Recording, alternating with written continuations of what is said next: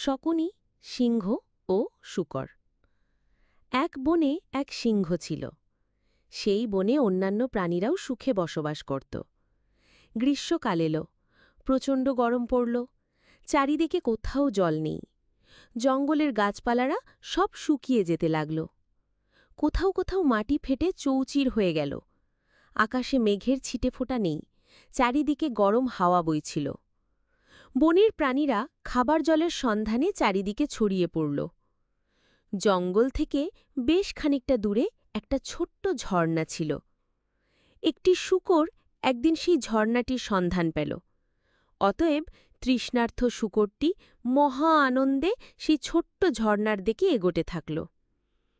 আর যেই না ঝর্ণার জলে সে মুখ দিতে গেল, হঠাৎই সে লক্ষ্য করল ঝর্ণার জল যেখান দিয়ে বয়ে যাচ্ছে এবং সে যেখানে দাঁড়িয়ে আছে তার বিপরীত দিক থেকে একটি সিংহ এই ঝর্ণাতেই জল খেতে আসছে।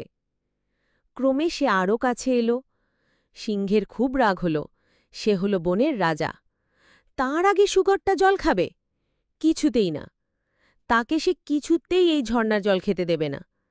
তাছাড়া বনের রাজা সে, রাজার সঙ্গে একই জল কেউ খেতে পারে না। অতএব জল খাওয়া নিয়ে দুজনের মধ্যে ঝগড়া শুরু হয়ে গেল। প্রথমে কথা কাটাকাটি, পরে দস্তুর মতো লড়াই বেঁধে গেল। সে এক মারাত্মক লড়াই। অনেকক্ষণ ধরে সে লড়াই চলল।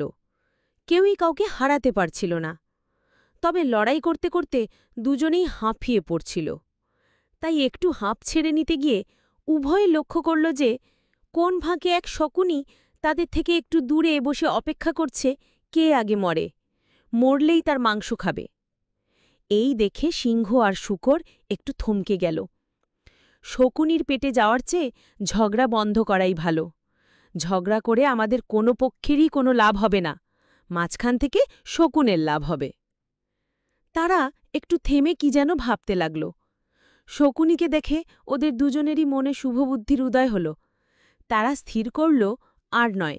অতএব সিংহ শূকরকে প্রস্তাব দিল, ভাই, আমরা আর ঝগড়া বিবাদ করব না। মারামারি করে আমাদের মধ্যে যে কেউ মরলে ওই শকুনেরই লাভ হবে। আমাদের সে তখন মজা করে ঠুকরে ঠুকরে খাবে। সেটি আমরা হতে দেব না। তার চেয়ে ভাই শূকর, এসো আমরা বিবাদ মিটিয়ে নিই। তুমি তো আগে ঝর্ণার জল খেতে এসেছ, তাই তুমি ভাই আগে জলপান করো। আমি পরে এসেছি, তাই পরে জলপান করব। শূকরটি সিংহকে বলল, আপনি রাজার মতোই আচরণ করলেন, তাই আপনার প্রতি